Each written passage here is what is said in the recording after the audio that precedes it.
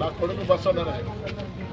వాడు బీటెక్ చదువుకున్నాడు, ఎంఎస్ చేసినాడు, లండన్లో లా చేసినాడు.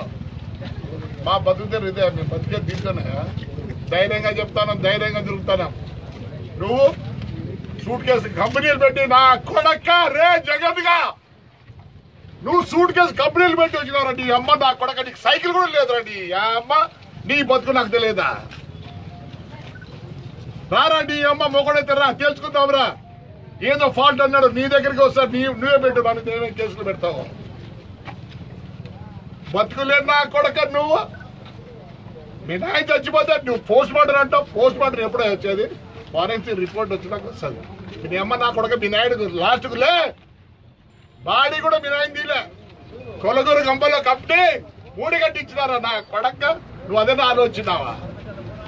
ఏమనుకుంటున్నావు?